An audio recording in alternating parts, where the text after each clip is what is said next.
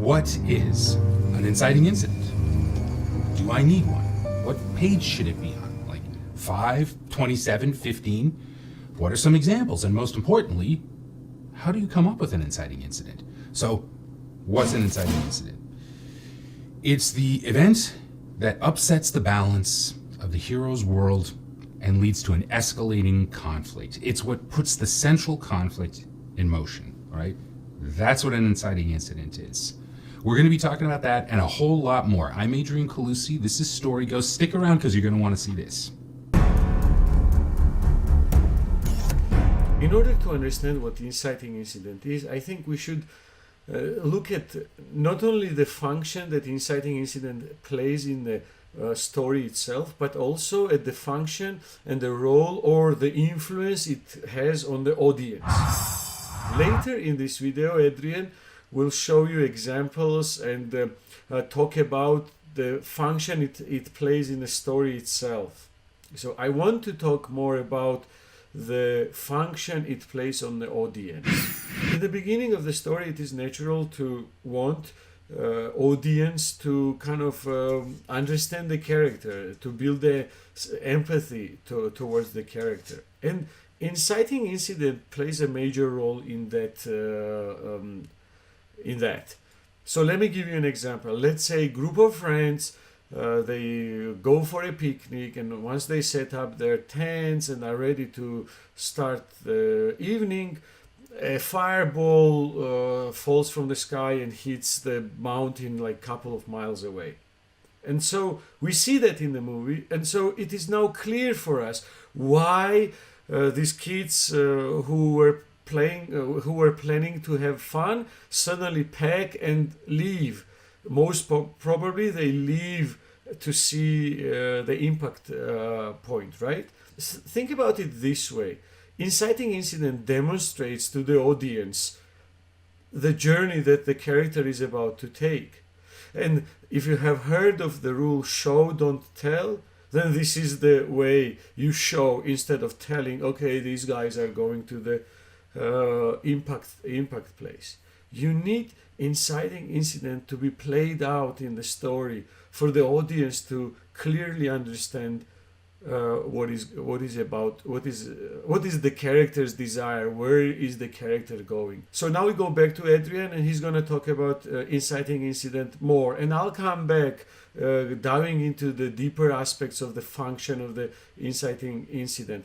Make sure to subscribe to our YouTube channel. There is a notification bell. Push that because you will be notified every time we release the new videos. Love story. It is a perfect genre to exemplify what an inciting incident is. And the reason is because the inciting incident is basically the same in all love story. It's when the lovers meet. That moment upsets the balance of their lives. Whether they know it or not, their lives will never be the same again as a result of having met the other. Whether there's like a bolt of lightning moment that we all see on the screen of the hero falling in love at first sight with the other person, whether they meet each other and they hate each other right away, whether they seem indifferent, something has changed. And the filmmakers will have accentuated it in such a way that it'll be really clear that that is a major moment of extreme relevance. They'll do it cinematographically. They'll do it with music. They'll do it with whatever they need to, but they're going to accentuate it so that you'll really be able to see that character's life, that hero's life, has changed in some way as a result of meeting the other person. So outside of love story, what's another example of an inciting incident? So let's take a really big movie that basically, an awful lot of people have seen, Star Wars, all right? Leia makes a recording that she then, she has the plans and she sends them off, and they go across and they, and they end up on the planet and so on, right? Some people might say, well, isn't the thing that gets the story going the fact that Leia sent the plans? And no, that's not the inciting incident. Remember, it's what changes the balance in the hero's world. And the hero in that story is Luke. He sees Leia's recording, and yeah, he kind of he thinks she's really attractive, and he gets all excited about what the possibilities might be of meeting her and everything like that. And Obi-Wan even suggests that he gets involved, but he basically says, you know what, I can't. I have other responsibilities. Maybe next year. That's too hard to do. I can't do it, and so on. Then, long story short, he goes home, and there's been a raid, and his aunt and uncle have been killed. His family's basically been killed, and there's nothing else for him to do. That's the inciting incident. It is Luke going home and finding that his family has been killed. He has nothing. This is the reason why he joins the resistance, gets involved, and then there's an escalating conflict that moves from there, and it all stems from that issue. No other issue. Not meeting Ben, nothing else, because he wasn't going to change his life because of any of those things. The thing that changed his life was he got home, he saw that his family had been killed, and his life was ruined, and he needed to move forward. So that's the inciting incident of Star Wars. So now you might be saying to yourself, okay, well, listen, I've got a story of one kind or another. Do I really need an inciting incident that's that big, that dramatic, that clear? You know, I've used really like bold, clear examples there, right? Like Love Story and Star Wars. I mean, those are. I use them because they're simple and they're clear examples to be able to understand. But your story, you might be looking at and saying, you know, mine is much more subtle. It's not like that, and I don't even know that I really need one. I have kind of more of a slice of life story where I'm having a look into someone's life, and I don't really feel I need that. Let me tell you something. If you want to tell a linear narrative story, the answer is yes. You need an inciting incident. If you want to tell experimental film, it's an experiment. You don't need an inciting incident. You don't need act structure. You don't need anything. There's nothing that you need in an experimental story. But if you're trying to tell a linear narrative story, which is what most audiences are interested in, that's where that's the most common form of entertainment that people like in a story environment. Yes, you need an inciting incident. If you go to storyghost.com/courses, you're going to find more about our approach to not only inciting incident, but also about the whole story structure and to how to write the script. As Adrian have mentioned, if you're doing experimental film or you want to do something your own way, I think it's still good to understand the rules, because once you understand the rules, then it's easier to break it. And so on this channel, of course, we try to share all the rules, but if you want it in a more systematic way, we have solutions for you as well. Now, when we talk about the need, I think it's not the need of the inciting incident. We have to be clear about it. We need in the beginning of the story, and you'll see why, Adrian will talk about it, but we need somewhere in the beginning of the story to make it clear to the audience and to the character what is about to happen. And if you come up with some clever way to design your story that you don't use inciting incident but achieve the function that inciting incident has, it's really not about inciting incident at all. But in my practice, the reality is that inciting incident is a really handy tool when it comes to showing the desires of the character.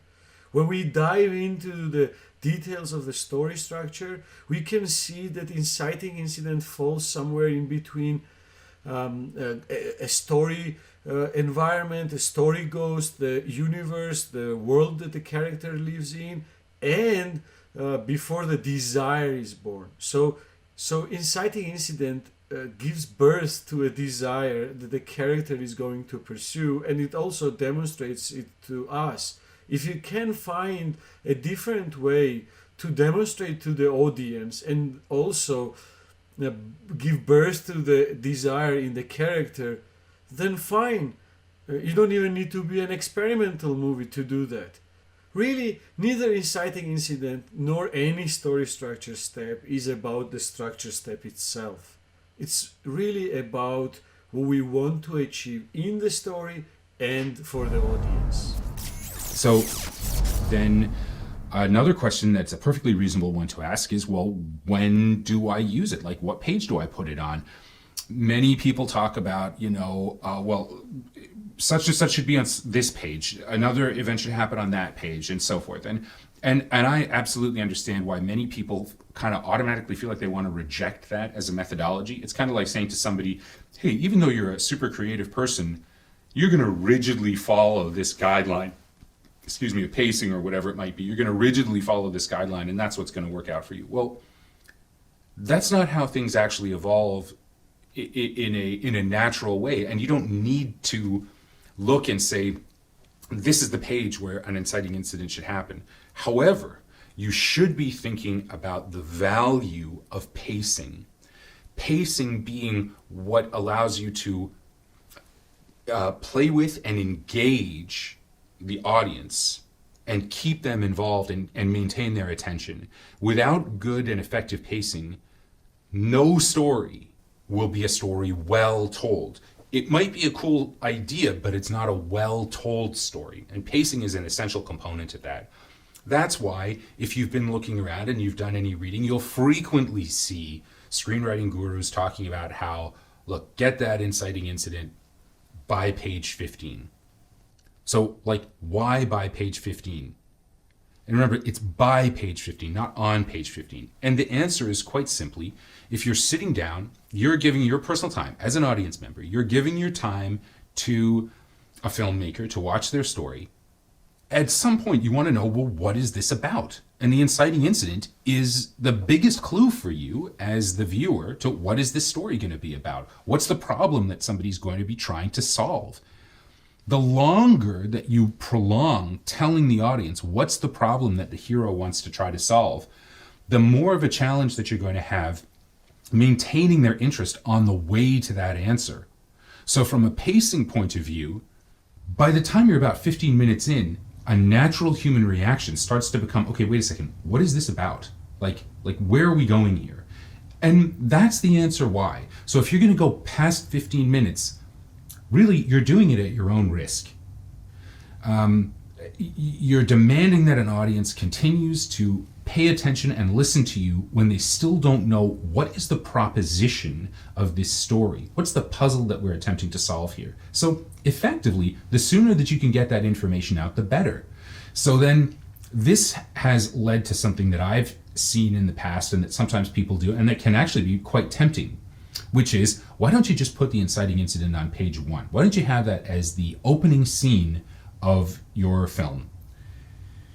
And you can do that, but there's a problem, which is about earning the moment, all right?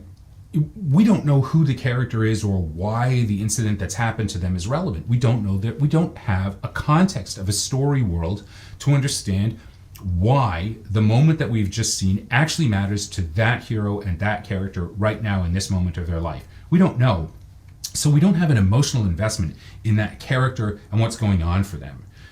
All we know is that something has happened. So this happens on page 1. So you could say to yourself, well, a bomb explodes, or a war is declared.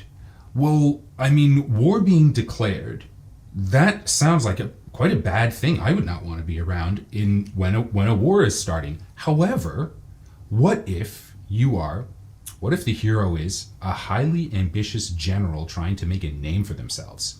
The fact that war is declared is the only opportunity that they have in order to do that. For them, in their world, in their mindset, the fact that war is declared is a positive, it's not a negative. For all the poor people who are going to die in the process and the average everyday soldier, it's a horrible event that's just occurred, but not for that general who wants to make a name for himself. Take another example. Somebody finds $5 on the street. Typical people finding $5 on the street is like, that's great, that's so cool, hey, what a score, I just found $5. But it's not a life-changing moment. However, what if you were starving? What if you had absolutely no money, you were in a foreign country, you'd lost your passport, your identification, everything, you'd lost everything, and you had nowhere to stay, so finding that $5 is a major difference in your life. So being able to contextualize the story world of the character is important, and that's why just putting the inciting incident on page one, while it's tempting, because usually an inciting incident is a momentous thing, it's an exciting thing that happens in a story, you could say to yourself, yeah, let's get that as soon as possible, let's grab that audience right away. But how are you going to contextualize what it means to the hero? You don't have the ability to do that. And so I see that as a pitfall and not really an effective strategy. So let's say you want to start getting good at identifying, what's an inciting incident and how do I know where it is? Well, a great method for doing that is every single time when you're watching a movie, just sit, watch, and enjoy the film. As soon as like the first kind of major event happens, just either if you're watching it at home, pause the film and look at what minute of the film is it. If you were watching it in a theater or someplace where you don't have control over it, just have a look at, just start a timer on your phone or on your watch and check it out. I believe that you will see, certainly this is my experience, almost every movie that you're going to watch, you're going to see that event has happened within the first 15 minutes of the film. When it doesn't, and you're sitting there and you're saying to yourself, and it's minute 20 and it's minute 25, and you're like, what is this story about? Like, I don't know what's going on.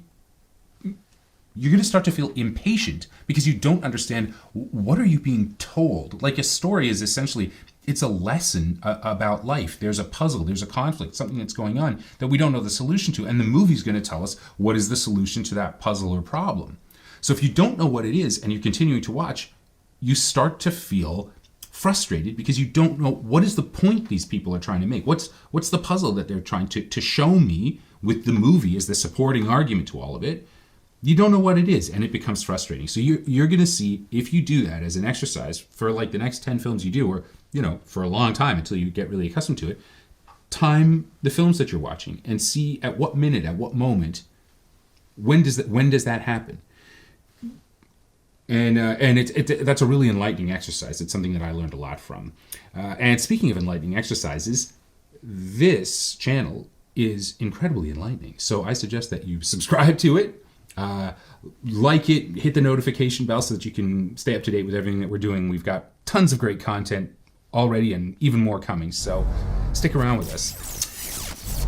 So that's all for now. But please make sure to check out our video about how to come up with a good inciting incident. We share there our experience and some specific, really interesting ways that help you design the good inciting incident. Or even how to come up with the ways to be very creative and free from it. On our channel, we are sharing with you many theoretical approaches. But there is no goal in us to limit your creativity. These rules are good to know, and then your mind is free. Make sure again to subscribe to our YouTube channel. Also, if you comment, it's gonna be very encouraging to us because this is the first video Adrian and me are recording. This is the beginning of our channel, and your comments are encouraging. Maybe by the time you're watching it, our channel is not new anymore, but we will always remember the first comments. Make sure to check out our other videos as well, covering many topics of screenwriting and storytelling in general. Thanks for watching.